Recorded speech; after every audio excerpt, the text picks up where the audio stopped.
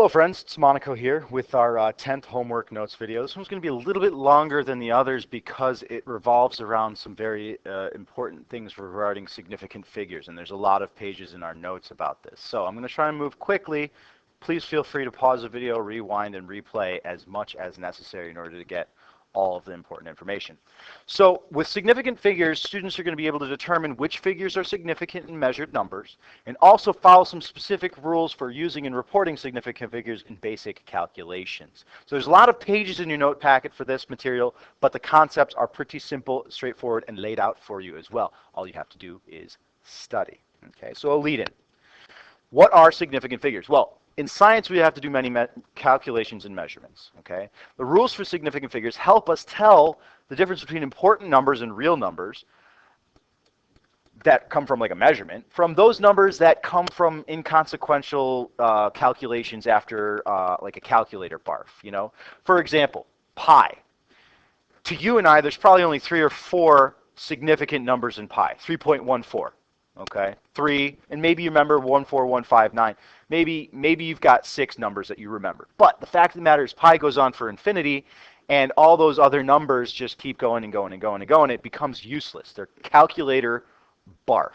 On the screen, you can also see some numbers that have a lot of what I would call calculator barf. Now, these numbers are from measurements, so they are actually significant numbers. However, other numbers, like if you divide 1 divided by 3 on your calculator, it goes 0.33333, continues forever and never stops. So at some point, we have to decide what numbers are important and what numbers are not. So we created a set of rules, okay, revolving around significant figures. So here we go.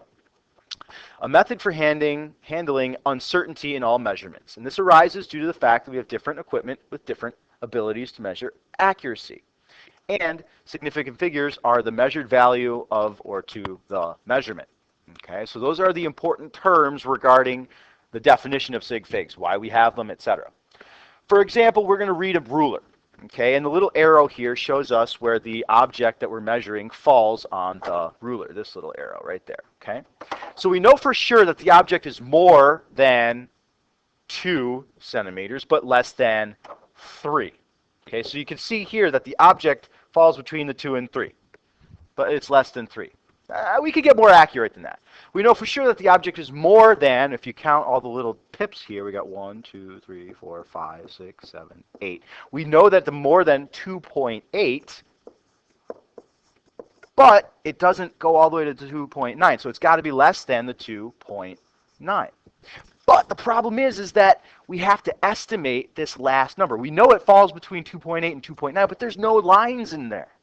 So what we do as scientists is we estimate the last number, which adds some uncertainty to the overall measurement. I'm going to say that it looks closer to the 2.8 than the 2.9, so I'm going to say it's going to be 2.83.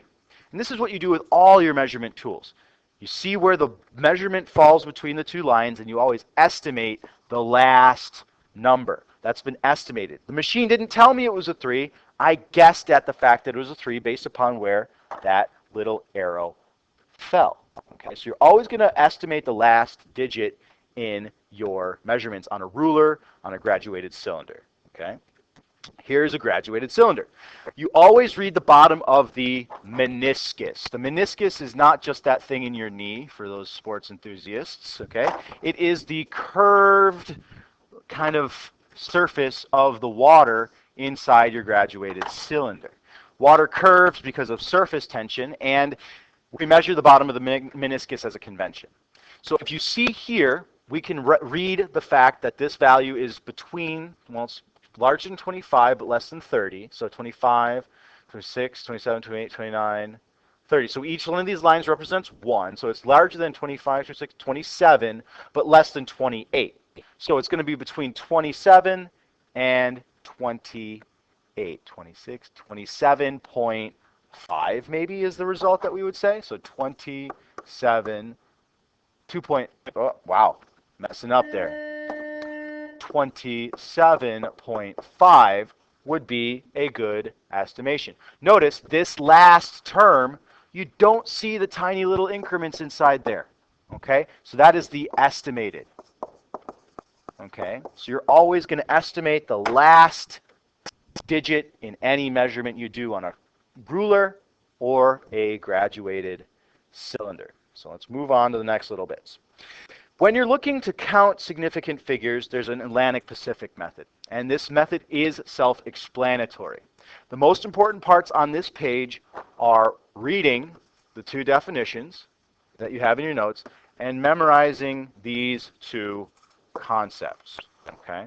I'm not going to read it to you in this video because you know how to read and it's going to eat up too much time. The video will go too long. So I'm going to move on. Please pause. Make sure you read this section and understand it. Pacific Coast, we're counting from the left-hand side if a decimal is present. The Atlantic Coast, we're counting from the right-hand side if the decimal is absent. We're all looking for the non-zero numbers, and we're counting all the way from one side to the other. So it's just a method for counting significant figures. If we look at some examples, we can see here, in the first scenario, we're going to count the significant figures. Any number that is not a zero is significant. So this number 1, automatically, we have 3 significant figures. If we apply the Atlantic-Pacific method, this last 0 on the end here is actually not significant. So we still have only 3 significant figures because there was no decimal place present. Since there is a decimal place present in number 3, that turns this into 4 significant figures. Okay, so these examples, these practice are for you to apply the Atlantic-Pacific method. Please pause the video and check it out and go ahead and continue on with the remainder of your notes after you've finished these 7 examples. So here's some other rules for determining significant figures in a given number. It's kind of like the Atlantic-Pacific method for counting, except that this is the overall rules for everything. Okay? First of all non-zero numbers, anything that is not a 0 is significant. So all these numbers here are significant, and all these numbers here are significant. Zeros located between non-zeros are significant. So I call it the zero sandwich. Call that the sandwich. Sandwiched 0. That is important because it's showing that the measurement is between those two numbers. Okay, so it is an important number. So in this case, we have 3 significant figures, and we've got 5 significant figures because those zeros are in a sandwich. For numbers less than 1, all zeros to the left of the first non-zero are not significant. So numbers to the left of the first non-zero are not significant. So there's the first non-zero number. Anything to the left is not significant. So that leaves us only with 4 significant figures in that example. This first non-zero number is right there. That means everything to the left of it is not significant. So we only have 1 significant figure in that measurement. Even though it looks like there's a lot more, it's only 1, according to our rules. Okay. Zeros at the end of a number and to the right of a decimal point are significant. You see how these zeros are to the right of the decimal point? Those are showing precision and accuracy. So we have 4 significant figures in that example. Now this one's got a lot of zeros to the right of the decimal place, but it's showing precision and accuracy. So we have 3, 6, 9. I have 10 significant figures in that second example there. Zeros at the end of a whole number may be significant or not. This is kind of an iffy area. If there's a decimal after the last 0, then they are significant. So if there's a decimal place after that, it's showing that they are significant because they are part of the measurement. If there's not a decimal point after the end zeros, they're not significant. So seeing here, there is no decimal point, which means that these 3 numbers are not significant, and we only have 2, oh, I misspoke. We only have 1 significant figure in that first example.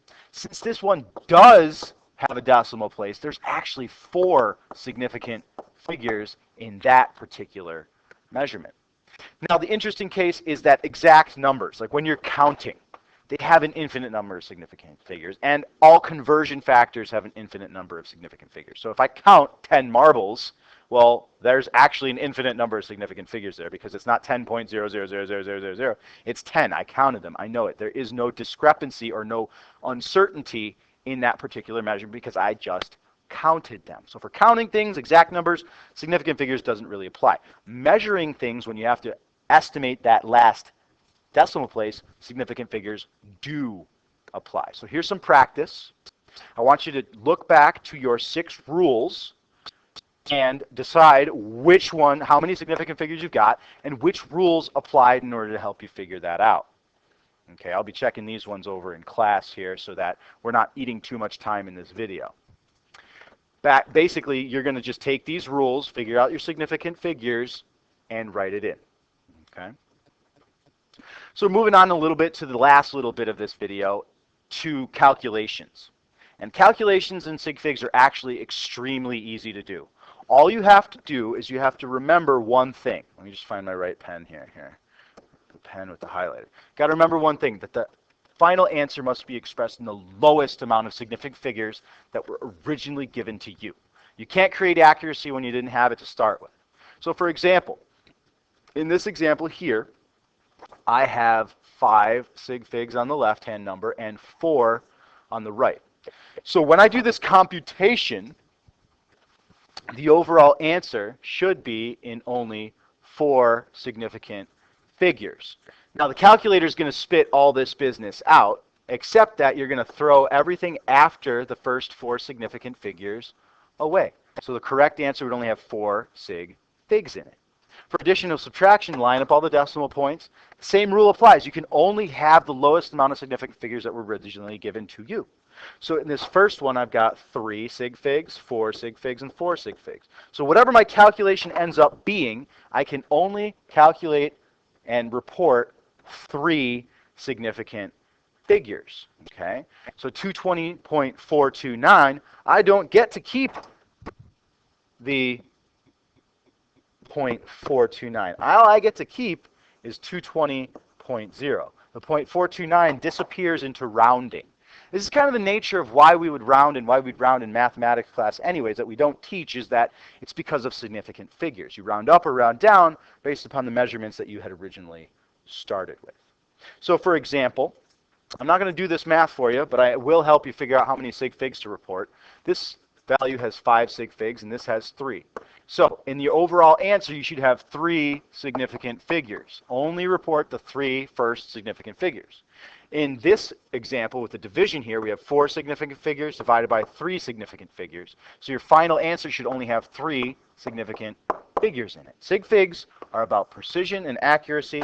You can only report to that amount that you are given in your measurements. Otherwise, you're reporting calculator barf, and that's kind of useless. So the rules for addition and subtraction in scientific notation, these are kind of self-explanatory. Honestly, in this class, we will not be doing this level of scientific notation, addition, subtraction, multiplication, and division, okay? That is more of a mathematics course, but it has its nature and its underlying foundation in science, so that's why I give it the credit. So at this end of this video, I know it's been a little bit long here with the pauses, you should be able to estimate the last digit in the simple length and volume measurements by, well, estimating the last digit. Apply the significant figures rules to determine which digits within the number are significant, using the Atlantic-Pacific method or those 6 rules for determining significant figures. And now you should be able to apply those simple rules of significant figures to report the correct number of sig figs in a calculated number. Remember, it's always the least number that you were given. Alrighty. So thanks for bearing with me on this video, and I hope you have a good day.